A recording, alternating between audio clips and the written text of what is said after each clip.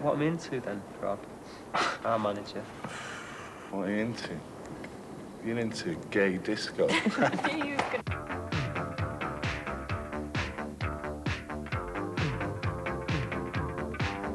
When you're in a group and you're on tour and strutting on stage and making a fool out of yourself, and when you come back, you don't want to go out and go and see a group.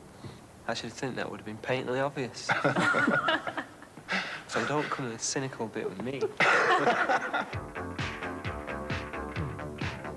He doesn't listen to music. A pile of crap.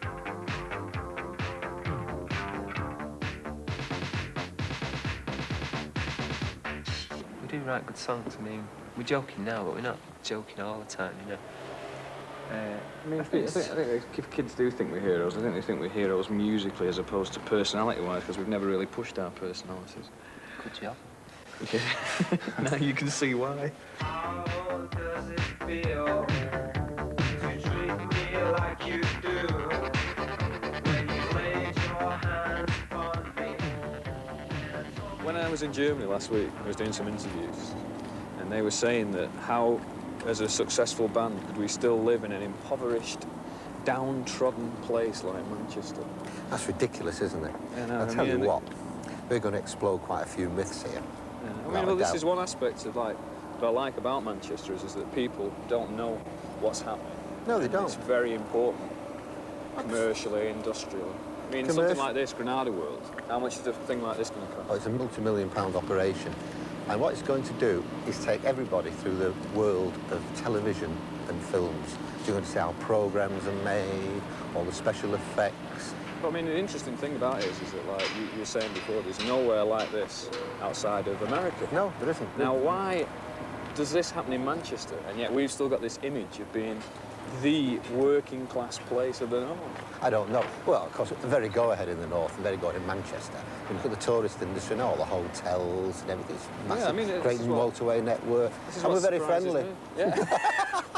It's very true. To say the least. I mean, like, we've come a long way. Maybe we should tell them this. We've come a long way together. Oh, yeah. Because you used to run Strawberry Studios and you That's gave right. us our break. I did, long that time As ago. professional recording artists at Joy Strawberry Division. Studios with unknown pleasures. That's right. And yet now we've both done very well. Yeah, which is yeah, good. it's and it's brilliant. like people don't understand why we stay here. We'd love it. I wouldn't move do. anywhere else. Yeah, I mean, apart from the fact that your family's here, but Precisely. it still fulfills everything that we need. Yeah.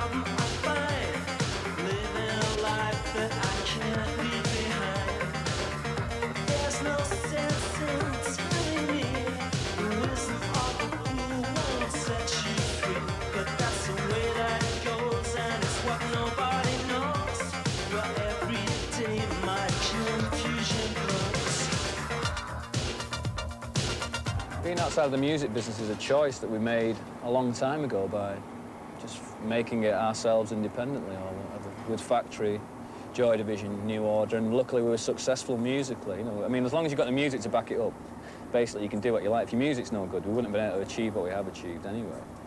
But, I mean, the thing is that I live in Manchester, it's my home, it's our home, and I just don't feel any need to go anywhere else. And I just think that's a pile of crap, that you have to move to London and all that, it's rubbish. I prefer to think that the reason why we've become successful is that our music's palatable, and you can play it loads and loads of times and not get bored with it. I'm not very keyed up on the business side of things or promotional side of things.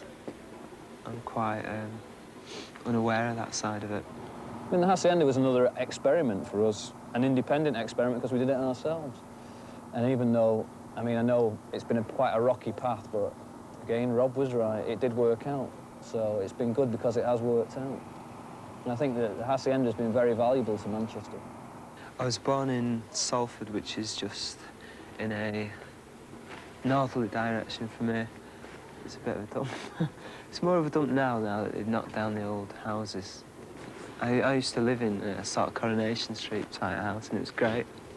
I mean, in those days, you could release a record yourself and press up 3,000, and they'd sell quite well. And because we were playing as well, and we got ourselves a live reputation, we thought that we could do it, and so we just went. I mean, we never envisaged that it'd be as popular as it has been. But I mean, to me, it's been worthwhile because basically we're the only punk group left, I feel. All the rest of them are just sold out. I do live out of Manchester at the moment. I live on a farm at the moment, but I like going out and going to the cinema and going out to a club occasionally and having a few drinks, so I'd rather live inside the city, I think. And I think Manchester is the second best dump to London.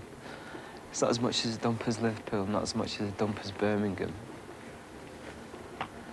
But it's like the second city I always think it has. Since the late 70s, which is like a real depressive slump in Manchester, I think a lot of money's come into Manchester. And the whole city's building up now, you know. We've got neon signs now. Property value's going up, I know that, because I'm just looking for a house.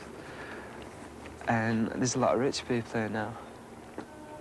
There's a lot of southern bastards moving up to Manchester and buying all the houses up. Well, I mean, I think your perception changes as you get older, as you get richer, as you get poorer, whatever. But I mean, the thing is that I think we've got class, and I think that a lot of other bands haven't, and that's our major forte.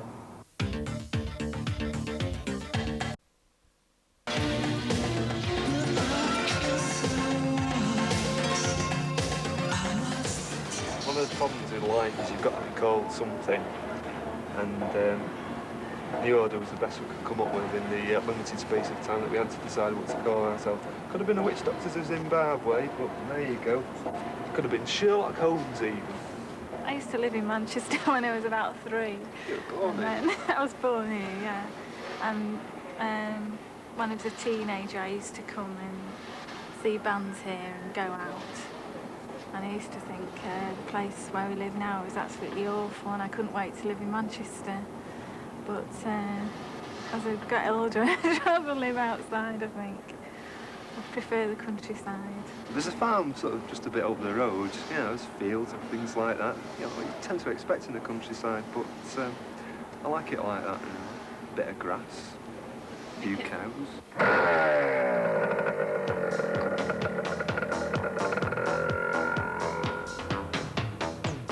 Well, Barney used to have a motorbike. Yes. I think Peter's more the scrambling. I think it... Yeah, I used to be into scrambling first, and then it sort of grew from there, I think. Well, it sort of got a bit small because he was scrambling Range Rovers originally, but they're a bit expensive. Now he's got his own little scrambling bike. Well, we're approaching Salford, which is where Peter and Bernard, I don't know. Born and bred. Born and bred Salford lads. Home of the Salford Jets, I suppose. It's just down this road, in fact. I